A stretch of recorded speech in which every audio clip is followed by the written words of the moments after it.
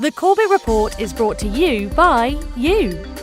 Your support makes the Corbett Report possible. Sign up for the subscriber newsletter or purchase a DVD at CorbettReport.com/support. You're listening to the Corbett Report. CorbettReport.com.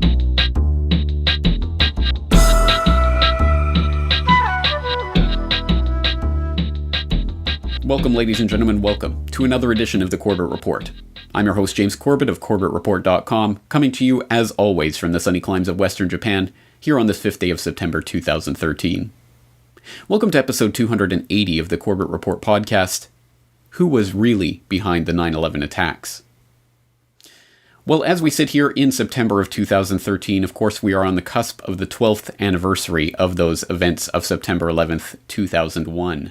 12 years to investigate what really happened that day. 12 years with which to accumulate information that utterly destroys the official narrative that we are asked to believe that was produced by the 9/11 Commission and other such bodies and official institutions in the wake of those attacks. But it strikes me that as the 9/11 Truth Movement is now turning 12 in many significant respects, it is also a time in which, like any 12-year-old, one starts to think of the ending of childhood and the beginning of adolescence and growing into maturity. And in that time frame, of course, we have to start talking tough and using tough love on a wayward child. And in many respects, that is what the 9/11 Truth Movement, unfortunately, is becoming.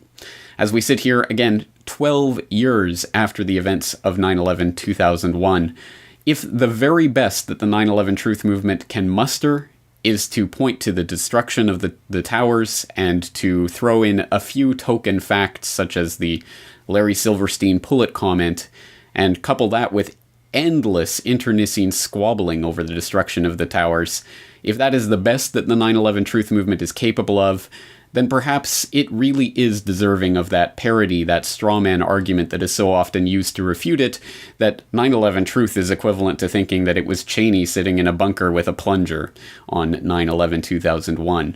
Because if we cannot actually use the 12 years of research that has now gone on into the events of that day and the people and connections behind it, if we cannot use that research to come up with something more convincing than simply looking at the Twin Towers and the destruction of WTC-7, which, however important it may be, is not the totality of what happened on 9/11. If we cannot move past that, if we cannot point to the real research that has gone on since then, if we cannot muster anything more than a few token facts and sound bites, then we really have signally failed as a movement.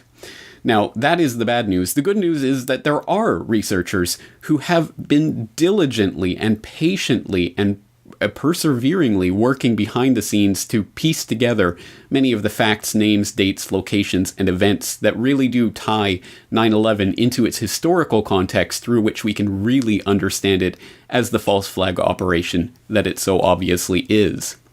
Now, this is something that, unfortunately, is not getting a lot of attention even within the 9/11 Truth Movement, such that it exists anymore. And unfortunately, we're arriving at that time where the obvious parallels to the JFK assassination investigation start to rear their quite ugly heads. And this, of course, raises the specter of a movement that for half a century now has been investigating that particular event and is still no closer today, in fact, much further today, from any possibility of any type of actual prosecution or any bringing to justice any of the perpetrators of that event. And unfortunately, even though it has largely won the battle in the court of public opinion, and now upwards of 80 to 90% of Americans, depending on the poll, understand that Lee Harvey Oswald did not act alone, it is still treated absolutely unquestioningly as the work of a single lone nut in the media, and they have even managed to co-opt the terminology of the JFK assassination investigation to turn it on its very head, so that now talking about the grassy knoll is now seen as craziness, when, of course, the real craziness is in the official story.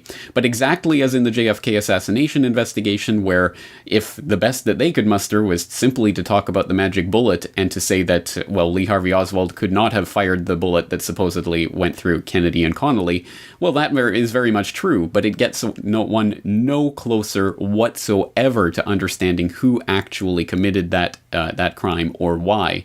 And in the exact same way, we could argue forever, really, and that's probably ultimately the purpose of this, to argue forever over the destruction of the towers, and it will get us no closer, not one jot, to understanding who did these attacks or why. So it is incumbent on all of us who really and truly do want to see justice for what happened on that day, and justice not only for the 3,000 victims of that day, but of course for the million-plus lives that have been taken in the wars that have been waged in the name of that false flag operation. For those of us who want justice for that, it is incumbent on us to continue this investigation and to start naming the names and laying out the case that, at least in some alternate universe where it would even be conceivable that this would be brought before a court of justice, that we could start laying the foundations for such a case. And this is not, again, the title of today's episode, who was really behind the 9/11 attacks, is not a rhetorical question. This is a very real question that doesn't have vague answers about government entities or some vague shadowy cabal. It has actual names of actual people that we can actually pinpoint about their whereabouts, their goings-on, their connections, and what they were actually doing and involved with on 9/11 that would lead us towards, at the very least, putting them on the suspect list, so that a future investigation that really and truly did have powers to prosecute these individuals would be able to form a case against them. And that is exactly the approach that I took when I gave my presentation to the 9/11 Revisited conference last year in Kuala Lumpur. First, let's examine the actions of former Defense Secretary Rumsfeld. As the top-ranking executive officer in the Department of Defense, Rumsfeld was, on the morning of 9/11, as per U.S. Code Title 10, Section 113, second only to the President in the military hierarchy of the United States. Together with President Bush, Rumsfeld exercised the power of the National Command Authority, which includes joint control over the decision to launch a strategic nuclear weapons strike. Additionally, according to the 9/11 Commission's own final report, prior to 9/11, it was understood that an order to shoot down a commercial aircraft would have to be issued by the National Command Authority. By the 9/11 Commission's own account, we know that President Bush, attending an event at an elementary school in Sarasota, Florida, was effectively removed from decision-making during the hours of the attacks themselves. According to the official narrative of the attacks, the president did not have an open channel of communication with Washington, could not reach key officials for extended periods of time, could not maintain contact with the White House shelter conference room, did not talk to Vice President Cheney until 9:45, almost 10 minutes after Flight 77 hit the Pentagon, and did not talk to Defense Secretary Donald Rumsfeld until after 10 a.m. Thus, Rumsfeld was, by default, the highest-ranking military authority in Washington that morning, and the only one with the authority to issue a shoot-down order during the time of the Pentagon attack. Given Secretary Rumsfeld's vital importance in the chain of command on 9/11, a careful study of his response to the attacks that morning are in order. The record of Rumsfeld's actions on 9/11 are well documented and themselves not a matter of controversy. This is Rumsfeld's own statement to the 9/11 Commission about his whereabouts that morning. Quote, "On the morning of September 11th, 2001, I was hosting a meeting for some of the members of Congress. Ironically, in the course of the conversation, I stressed how important it was for our country to be adequately prepared for the unexpected. Someone handed me a note that a plane had hit one of the World Trade Center towers. Later, I was in my office with a CIA briefer when I was told a second plane had hit the other tower. Shortly thereafter, at 9:38 a.m., the Pentagon shook with an explosion of a then unknown origin. I went outside to determine what had happened. I was not there long, apparently, because I am told I was back in the Pentagon with the crisis action team by shortly before or after 10 a.m. The implications of this statement alone are remarkable. By 9:05 a.m., 2 minutes after United Flight 175 hit the South Tower of the World Trade Center, it was generally understood among senior government officials that, in the infamous words of White House Chief of Staff Andrew Card, America is under attack. Yet at this time, the top-ranking military officer in the United States government, the only one in the loop that day with the ability to give the authority to shoot down hostile civilian aircraft, made no attempt whatsoever to coordinate a response to this acknowledged attack. He did not establish the details of the flights involved or possible other hostile aircraft with NORAD or the FAA. He did not make any effort to determine what interceptors, if any, had been launched in response to the two jets in New York. And he certainly did not issue any directions for intercepting any other potential aircraft. Instead, by his own account, he proceeded with a regularly scheduled meeting with his CIA briefer, Denny Watson. It's important to note that Rumsfeld actively deflected attempts by his staff to engage him in that crucial window of the time that Flight 77 was bearing down on the Pentagon. According to Assistant Secretary of Defense for Public Affairs Victoria Clark, she and other key DoD staffers had gone into Rumsfeld's office to, quote, tell him that the crisis management process was starting up.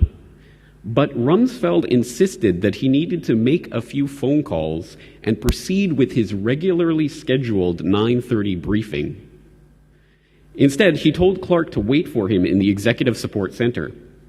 During the entire time that Flight 77 approached the Pentagon, Rumsfeld proceeded with his business as usual.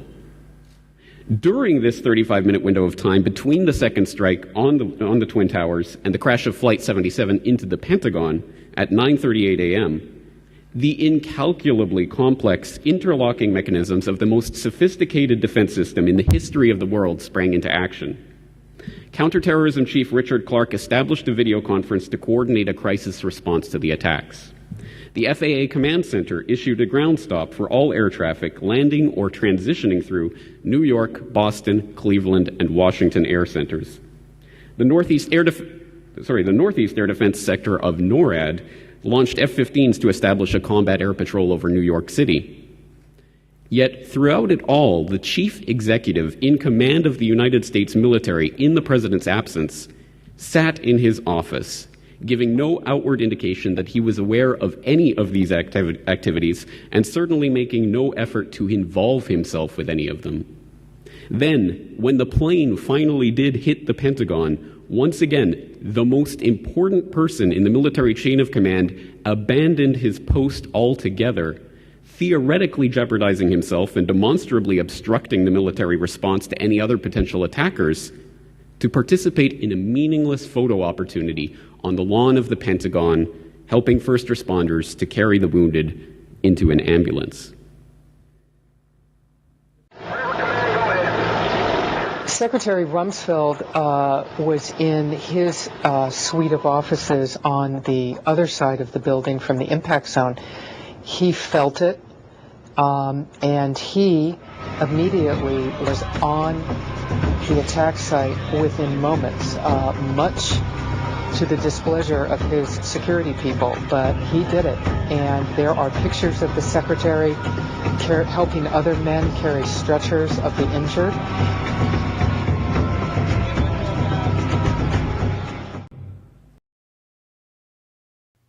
Now, I hope that my presentation at the 9/11 Revisited conference went to show that we do not need to rely on massive amounts of speculation in order to form the basis of the case that could be brought against these 9/11 suspects, such as Donald Rumsfeld, or, as I go on to talk about in that presentation, Dick Cheney. Again, two people that we don't have to go very far out on a limb to say would be the prime suspects in any serious investigation of 9/11, and not for any reasons of wild speculation, but for parts of the documentable record and the actual facts that we can point to that in any reasonable person's mind would at least raise the red flags of treason and culpability in those attacks. So this is the type of case that we have to construct, and it involves not only names that we are all familiar with, including Donald Rumsfeld and Dick Cheney, more of which you can get from basically any source on the internet, but some of the names that probably, unless you are a diligent 9/11 researcher, you probably have never even encountered. So let's start getting into some of the names that may be a little bit more obscure and starting to look at some of the actual people behind the events of 9/11.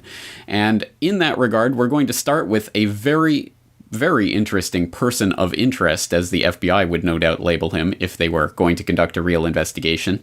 And that is L. Paul Bremer, who people will probably know as the person who went on to become the governor of Iraq during the U.S. occupation.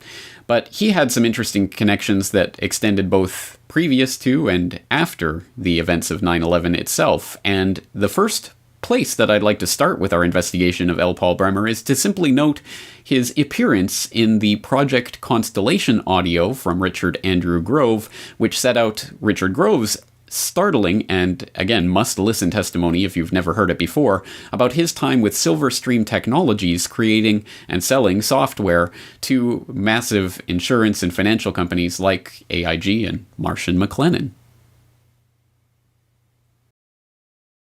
Before I move on to some other important topics and experiences, I'd like to share with you some insight about the who, how, and why of September 11th.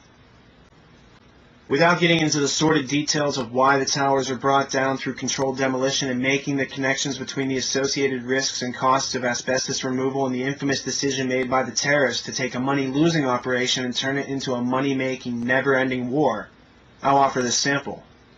First, I would note that L. Paul Jerry Bremer, who was in charge of the coalition reconstruction element of the post-9/11 Hegelian plan being carried out in Iraq, used to work for Heinz Kissinger, better known to the public as Henry. Bremer was also the one who announced the capture of Saddam Hussein, lucky guy, and was responsible for approximately $10 billion unaccounted for in Iraq reconstruction money, which was donated by way of U.S. taxpayers' blood, sweat, and tears. In fact, I've seen the accounting protocols, or rather lack thereof, that went on in Iraq. It's a complete fraud of the American taxpayer. Open, unguarded flatbed trucks with bricks of billions of U.S. dollars out in the open, driving around without anyone keeping track of where they're going or who was receiving the money. But here's what you probably don't know. L. Paul Jerry Bremer's last gig before capitalizing on the Iraq War was at Marsh & McLennan, where Jerry was the CEO of Marsh's Risk Management Collective. You know, it's interesting that no one else has noticed that Marsh was at the heart of 9/11, and despite being woven into almost every aspect of the events, few question Marsh's role in any of it. That's right, as Richard Grove indicates, Paul Bremer at the time of 9/11 was the CEO of Political Risk for Marsh & McLennan, the world's largest professional services risk management and insurance brokerage firm, which was interesting for a number of reasons. First of all, of course, because Paul Bremer, for the preceding few years before the 9/11 attack, had been one of the country's largest proponents of the terror threat to the United States homeland.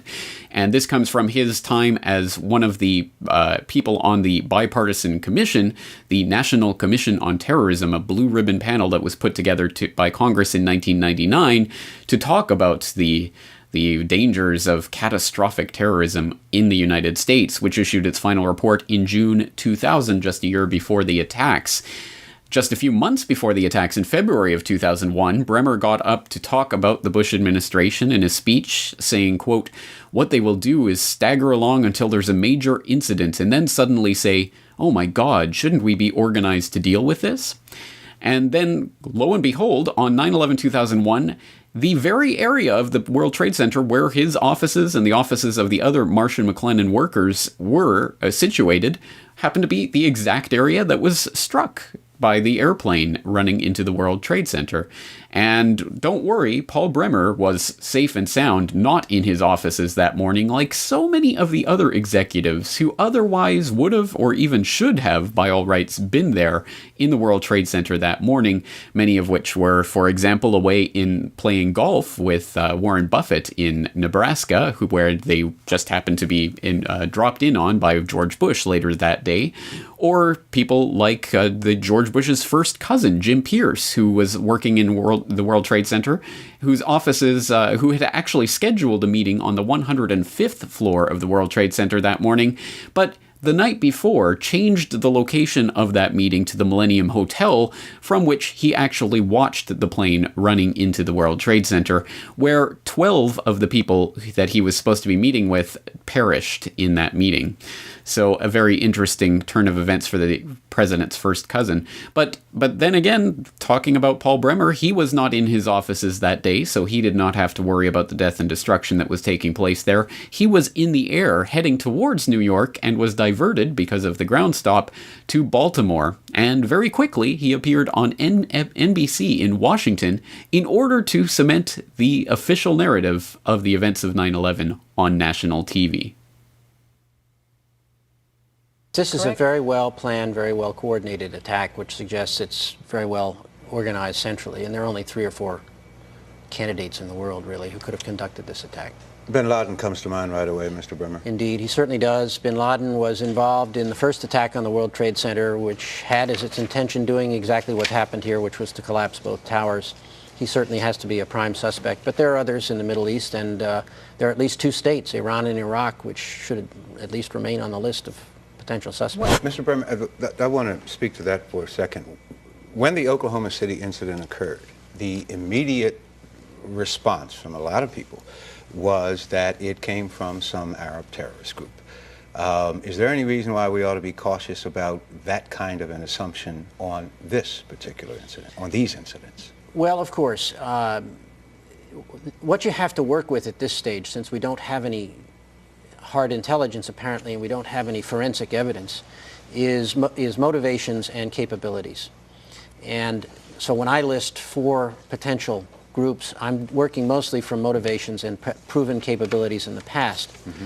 Doesn't mean that you can exclude that some other kind of group could have come out of nowhere and done this, but at least as a working hypothesis in the first chaotic hours here after this attack, you have to start somewhere, and you have to start with what you know about the past and which groups have motives. All right. Paul Bremer, thank you. We appreciate it, Mr. Bremer. Thank you very much. We should make it clear that there has been no claim of responsibility at this point for any of these events. Not yet. So there L. Paul Bremer sat in the offices of NBC in Washington, D.C. on that afternoon at 12:46 p.m. after having had his plane diverted to Baltimore en route to New York, and after having presumably watched the snuff film of the destruction of the World Trade Center Twin Towers numerous times on that morning, where 295 of his colleagues at Marsh & McLennan, plus another 63 contractors who worked with Marsh & McLennan, including presumably those people who were involved in the meeting that Richard Grove was heading to on that morning. After having watched that, he sat there cool and collected and delivered the official narrative of 9/11, talking about the terrorists behind the attack and how there would inevitably need to be some sort of response to this terrorist outrage. So there it was, and, well, wait, it gets even more interesting, because Paul Bremer was also directly related to some of the companies that very much figure in the investigation into the destruction of the Twin Towers.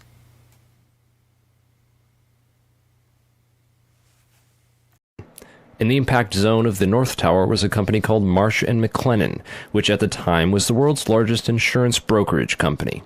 One of Marsh's executives was a guy named L. Paul Bremer, who was also the chairman of the Congressional National Commission on Terrorism from 1999 to 2000, and the U.S. ambassador at large for counterterrorism from 1986 to 1989.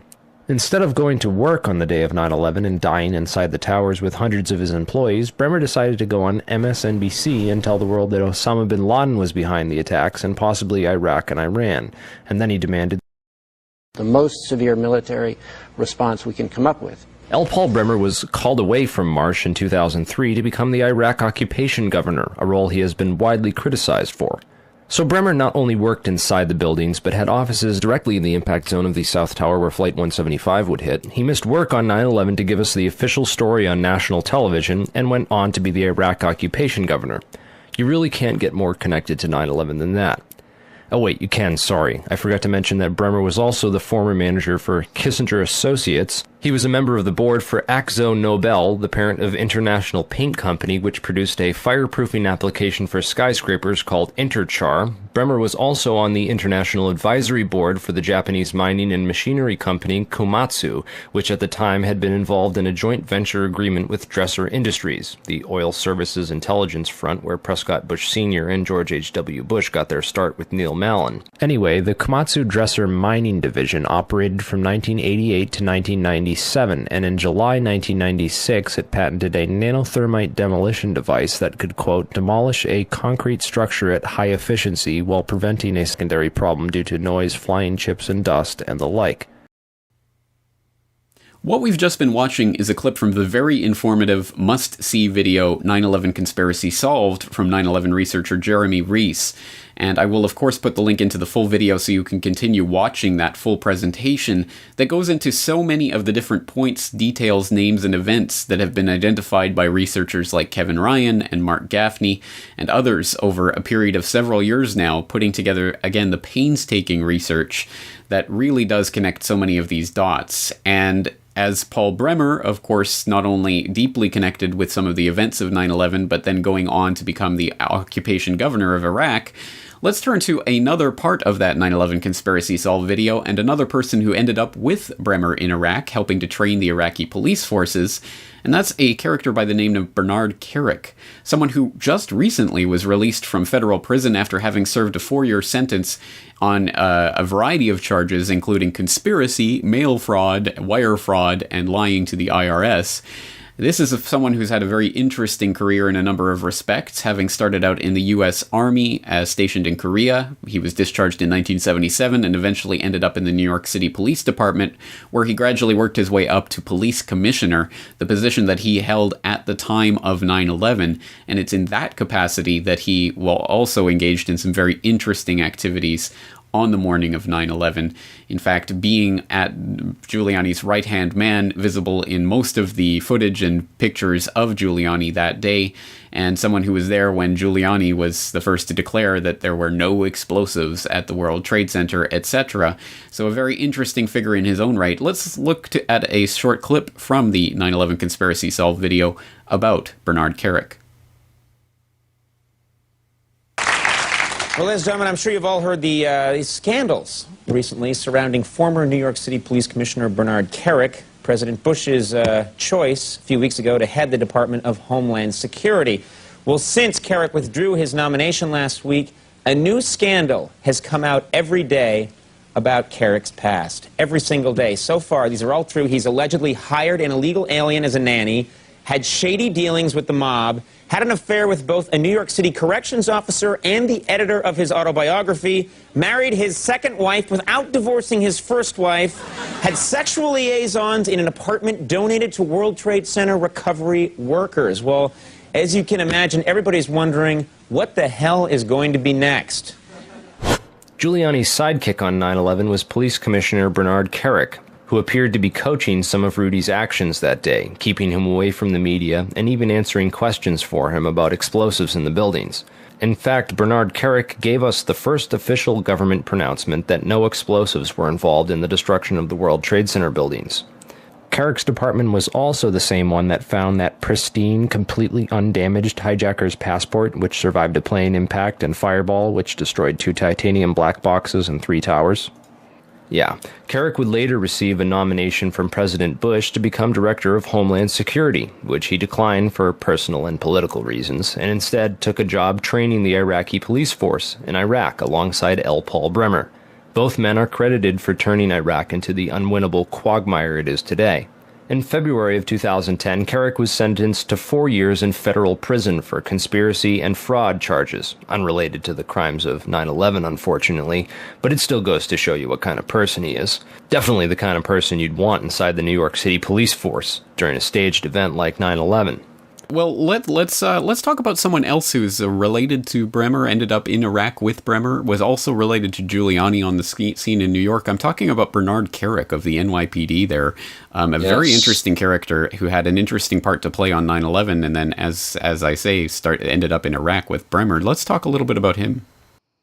Right. He came from the New York City police chief. I believe he's a good old buddy of Giuliani's, and him and Giuliani go back. I believe he's got a lot of connections to, well, I don't believe it's a proven fact. Heck, there's a documented court case. He just got out of jail, federal prison, not jail. There's a big difference. He just got out of federal prison a few months ago for corruption and conspiracy charges, unrelated to 9/11, but it's related to some of the other business dealings and associates he had while he was New York City police commissioner. And, New York, I don't know anyone who's ever been there.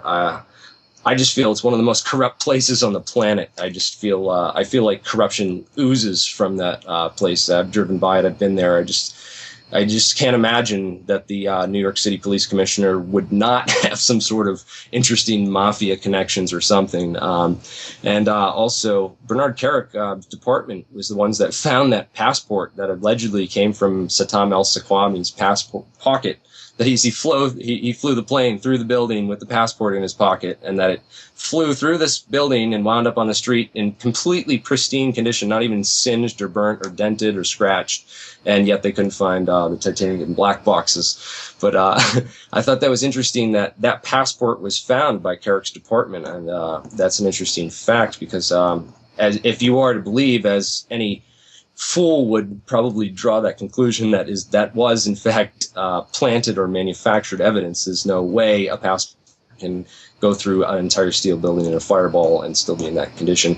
Then it's the next logical question is, well, who could have been responsible for placing that there? And it's interesting. The other place Kerek appeared at. He appeared a lot in the action of all the footage from Giuliani and Giuliani's movements on the day of 9/11. Kerek seemed to be following him around the entire day, coaching a lot of his movements, and it seemed like he knew more than what Giuliani knew, or I don't know which of them knew more or what exactly they knew, if anything. But they both seemed to be acting very suspicious that day.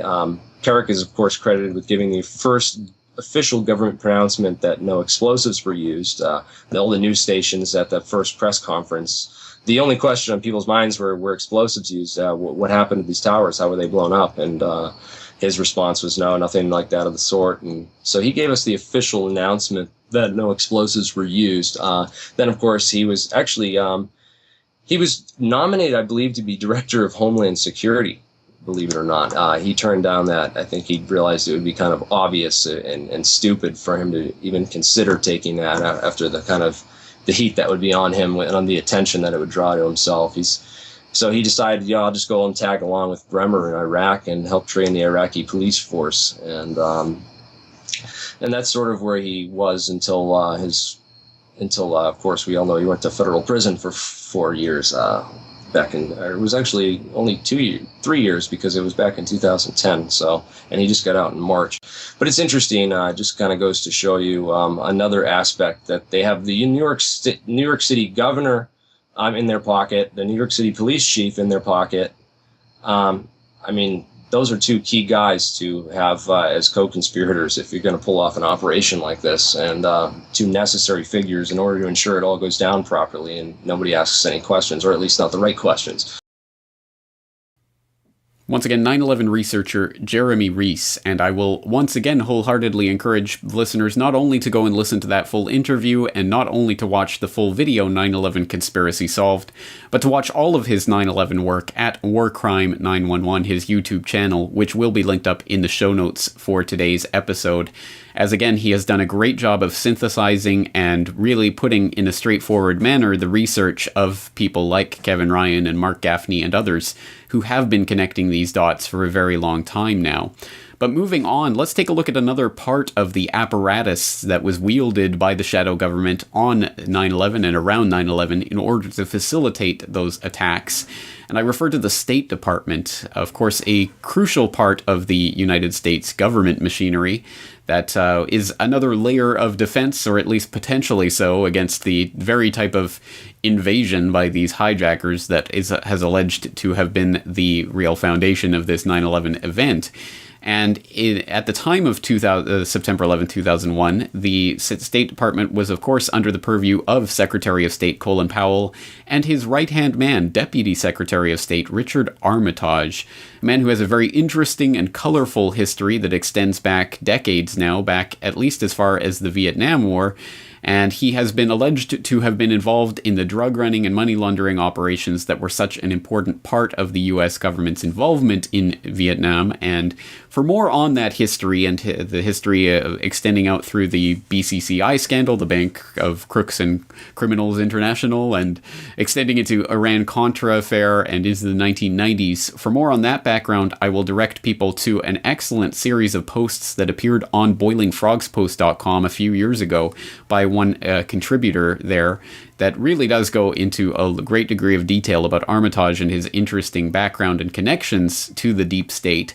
But let's take a look specifically surrounding the events of 9/11, where as Deputy Secretary of State, he oversaw the number 3 people collectively at the State Department, the Undersecretary for Political Affairs, Mark Grossman, who figures prominently in the testimony of Sibel Edmonds and the events surrounding her case, and Undersecretary of State for Management, Grant S. Green, who was the one who oversaw the Visa Express program that was run out of the Jeddah consulate in Saudi Arabia that helped at least 5 of the alleged 9/11 hijackers to get their passports, or to get their visas, to enter the United States, which they supposedly did so.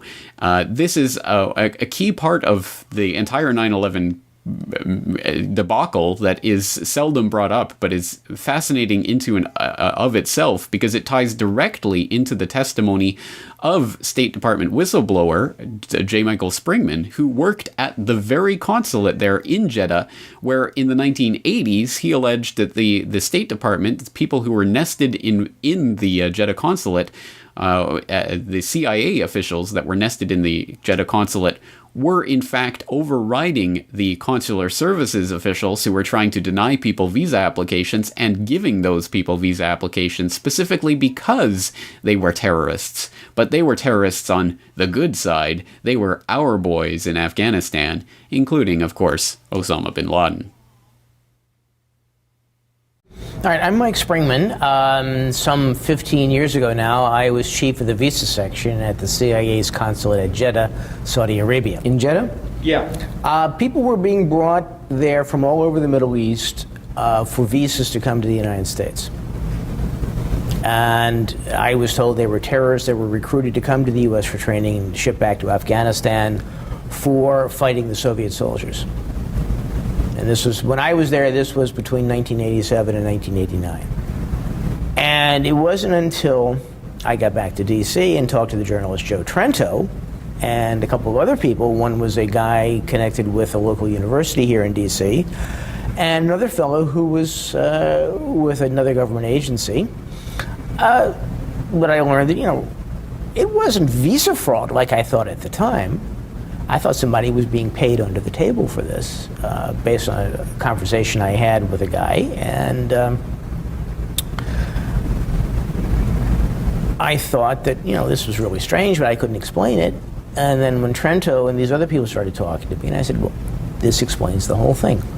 The reason why there was this pressure, the reason why these guys who were not businessmen, who were not educated, who were essentially low-level clerk-type people, supermarket checkers, guys who worked in an auto parts store, why visas were being demanded for them. And, when I put the pieces together from my 3 contacts, it was people who were brought here, who were recruited by the CIA and its asset Osama bin Laden, to come to the United States for training as terrorists and to return them to Afghanistan to fight with the Soviet soldiers there and kill them. Fast forward in time several years, and lo and behold, it was this very same consulate in Jeddah from which several of the alleged 9/11 hijackers allegedly got their alleged visas. And there was a lot of allegedness in there because under the Visa Express program, it basically allowed people to apply for a visa without ever even having to meet a consular official face to face. and confirm their identity. So it really could have been anyone being granted these visas, and it really was just a carte blanche to let anyone into the country. A very interesting program that arose directly before 9/11 under the purview and under the management of Grant S. Green and his superior, Richard Armitage, who then went on to be one of the people involved in Richard Clarke's initiated teleconference, the video conference call that was initiated from the White House Situation Room on 9/11, and which signally failed to defend the country at all whatsoever in any way from any of the attacks.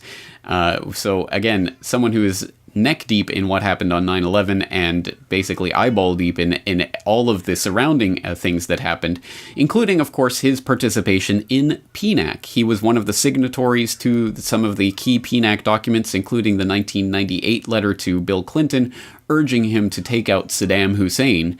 And lo and behold, a few years later, just in the months prior to 9/11, Armitage, along with Brent Scowcroft and a few others, were part of the team that was lobbying and trying to persuade the Turkish government to go along with an Iraq invasion and to allow Turkish bases to be used as staging areas for American forces in the invasion of Iraq.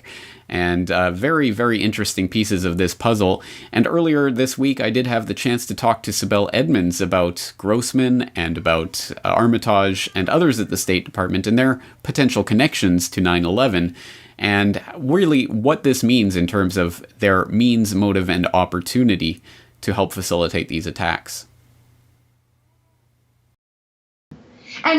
And you know, you brought up something very important, and I want to talk about something that may not sound as relevant until I finish, maybe, and that has to do for some people who do not really look at the significance of PNAC, okay, and the investigation that never took place with 9/11. And one of the things that I do, you know, my bachelor degrees were in criminal psychology and criminal justice, okay, and when you look at the criminal laws, okay, let's say you have a case, you have a murder case, okay, that you're looking at. And here is this, let's say a 68, 70 years old guy who's murdered. And let's say there was a big, ginormous life insurance on this guy. One of the first things you do is you look at people with motives, okay? You bring all those people initially as suspects until one by one, you take them out of the suspect list. This was a criminal terror attack here, okay? That process never took place, because if that process had taken place just by itself with PNAC and with these guys, we would have seen at least the initial bucket of suspect list until they were excluded, if they were excluded, to include these people. Because what happens if there is a letter, okay, from this example that I just gave, the 68-year-old guy who's been murdered, and the wife or someone related to him who can benefit greatly from this life insurance before this murder took place, has put in letter about why this guy needs to die, okay? I mean, this is a very good parallel example to say, in order for me or for us, let's say there's a group of individuals or correspondings in letters, for us to do this and have this money, this man, this bastard must be killed or must die, okay? Imagine if a police finds a document like this. And then imagine the police not interviewed the people who wrote these letters, okay? And this should not be looked at, 9/11, any different than a simple, classic criminal investigation. When you go and read, and when you look at the emphasis placed, and you would think, are they stupid enough to put it in a letter that we need a major terror attack here at home for our points, for our principles to be exercised, you know, and for the U.S. to become an empire. This event needs to take place. Well, yeah, there are people who are stupid enough who put it in letter and then commit murders. That's why they go to jail. But in this case with PNAC, you have this letter, you have these signatories, and they didn't only write it. They have been spending years working towards it, okay? And they not being some people on the sideline. You're looking at people within the United States government. They put together this letter, okay? And they work towards it. And 9/11 happens. and you have the police or FBI or all the other investigative forces not look at these people, even though just initially as suspects, and get to the bottom of it and interview them and interrogate them and look at their background. I mean, let's say they did. They would have seen that meeting, okay, because it's a recorded meeting between Mark Grossman and General Mahmoud. General Mahmoud has already been established as one of the highly likely financiers of 9/11. Here is number 3 guy from the State Department on that day having this breakfast meeting, secretive, mysterious meeting with him. And then you're looking at this guy and his boss. They were signatures and they were the players with PNAC. Why didn't we have these types of investigations? Because even the stupidest police force would have conducted such investigations, and that did not take place. So that's why, people say, oh, again, people are bringing up this whole thing of PNAC and these neocons, but I don't think they are looking at it the right way, or maybe some people are presenting some of these hard evidence facts maybe too complicated. So maybe it is important to because it's pretty simple. You have this letter that is highly suspicious. You have this document, PNAC. You have these players with the means and motives because they're indicating their motives, okay? And the murder, the terrorism, the criminal event has taken place, the same ones that have been sought by these people and have been worked towards. It is pretty simple because with all these criminal cases, and terrorism is a crime, okay? Murdering those people is a crime.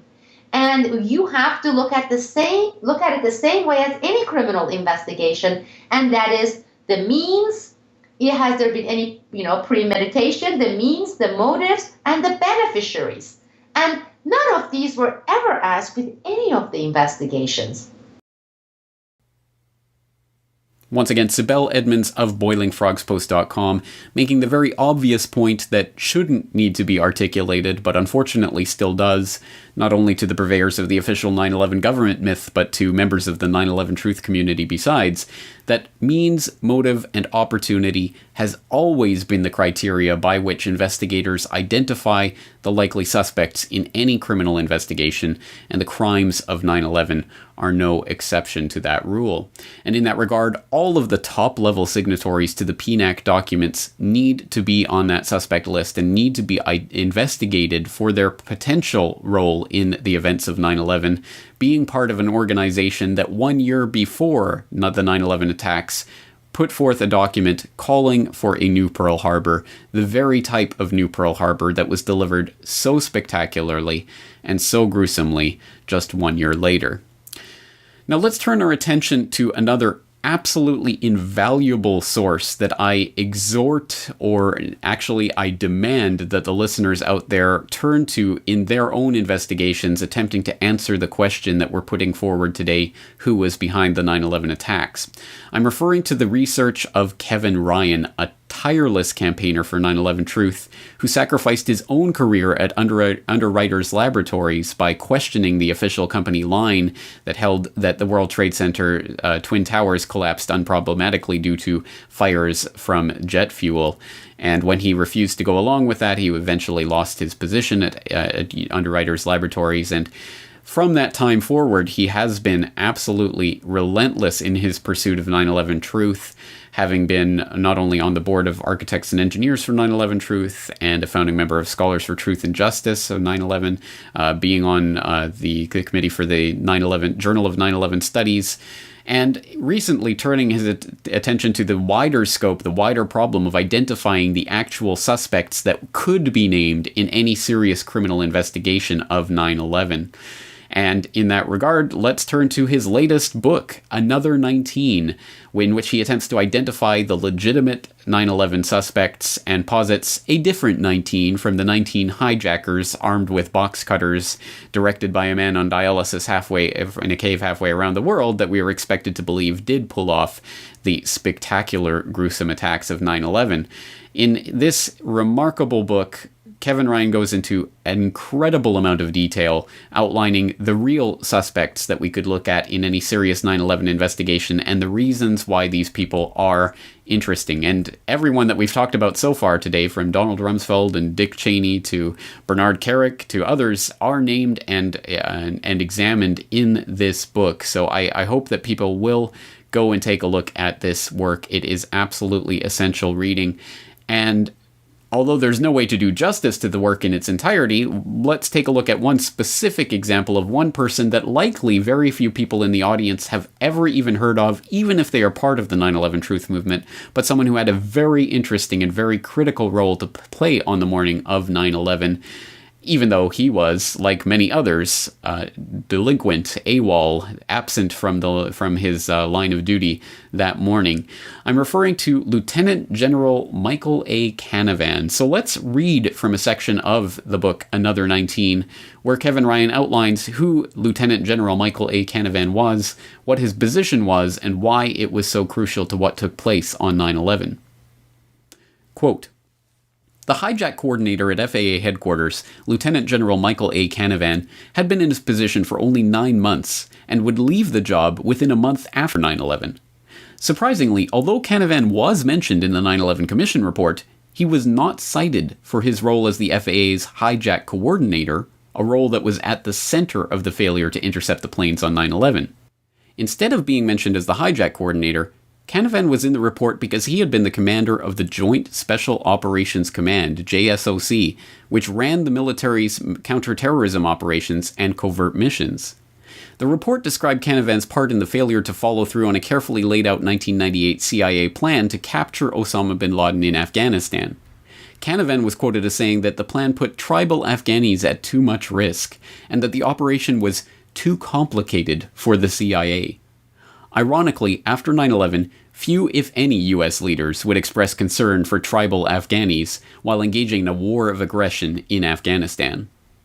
In any case, it seems odd that Michael Canavan occupied what turned out to be the most important position relative to the failure to intercept the hijacked planes on 9/11, and was also involved in evaluating plans to capture OBL just 3 years earlier. Apart from the coincidence that he was selected as the most qualified person for both of those very different positions, he was also a central figure in these two different reasons why the 9/11 attacks were said to have succeeded. When he first started the job as FAA's hijack coordinator just 9 months before the attack, Canavan was in charge of running training exercises that were pretty damn close to the 9/11 plot, according to John Hawley, an employee in the FAA's intelligence division. In his comments to the 9/11 Commission, Canavan denied having participated in such exercises, and the Commission apparently didn't think to reconcile the conflicting comments it had received from Hawley and Canavan on this important issue. Canavan's job as hijack coordinator was clearly the most important link in the communications chain between the FAA and the military. But the 9/11 Commission did not address this hijack coordinator position and did not mention the alarming fact that we don't know who actually handled the job of hijack coordinator on the day of 9/11. We don't know because Canavan said he was in Puerto Rico that morning and claimed to have missed out on everything that happened that day. End quote. Earlier this month, Kevin Ryan appeared on Guns and Butter with Bonnie Faulkner to talk more about Another 19 and the various suspects outlined in this groundbreaking work, including Canavan. Kevin, how long did it take you to write this book, Another 19? It's so dense. It must have taken a very long time.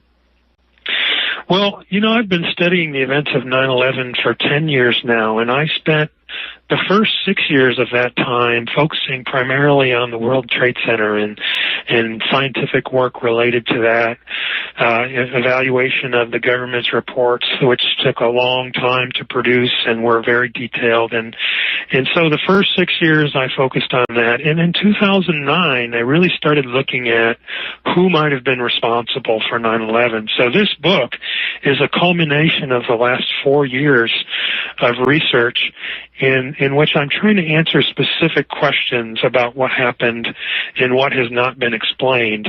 So about 4 years worth of work. It is a very dense book, and there's a lot of information. But if you're interested in finding out what really happened on 9/11, I believe that you'll find it useful.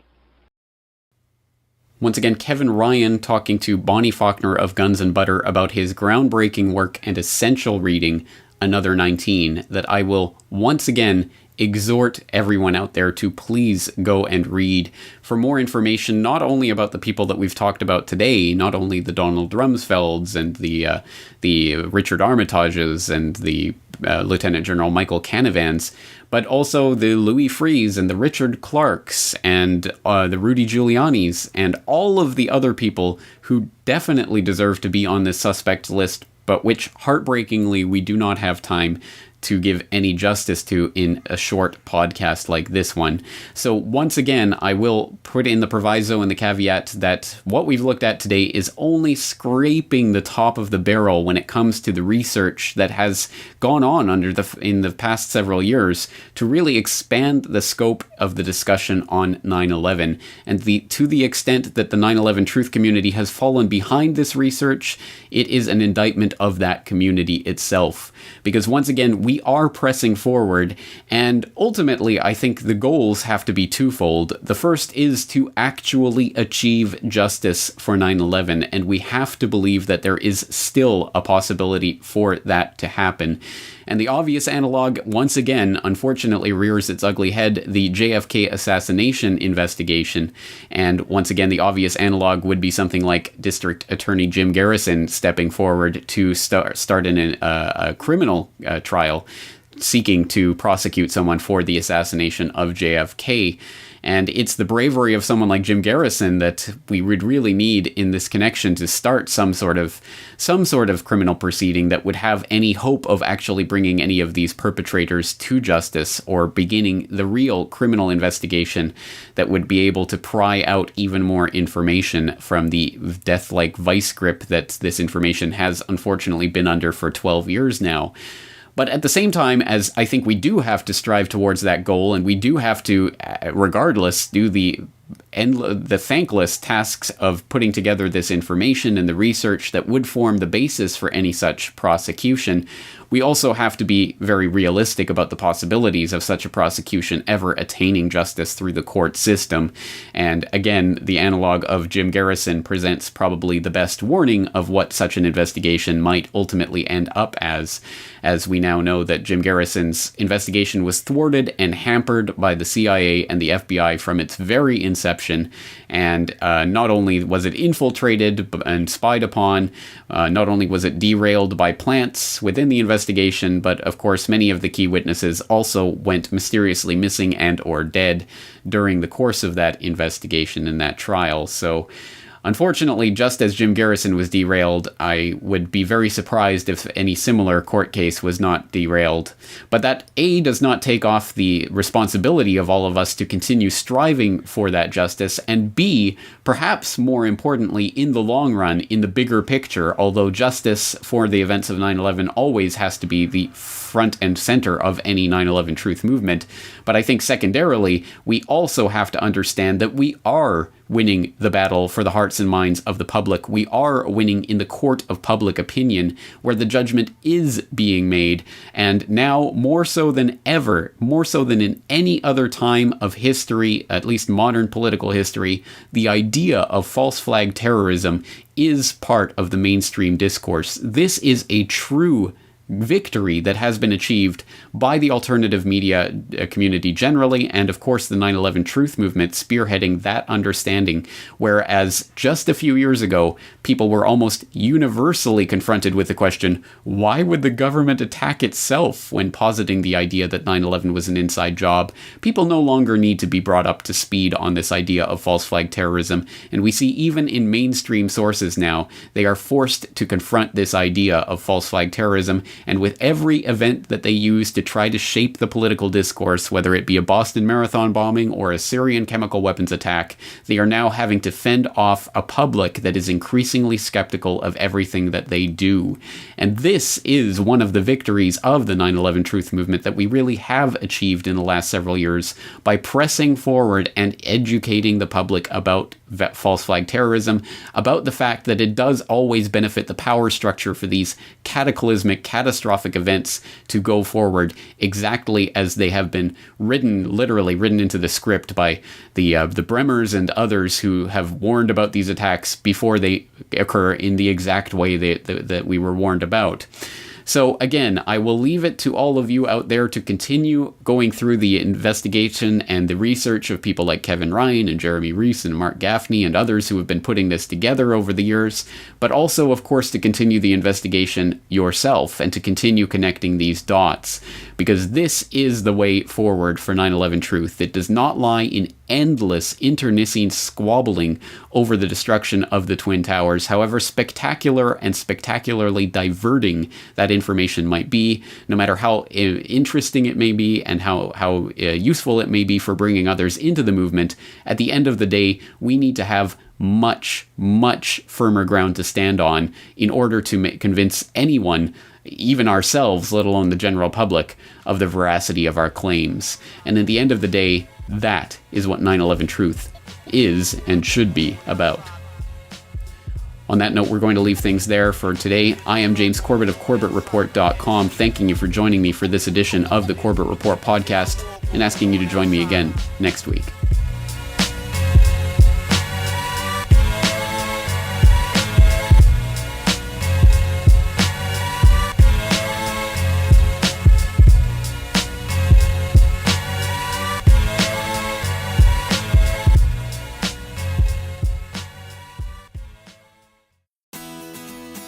The Corbett Report is brought to you by the Corbett Report subscriber, a weekly newsletter featuring James Corbett's International Forecaster editorial, recommended reading and viewing, discounts on Corbett Report DVDs, and once a month, a subscriber-only video.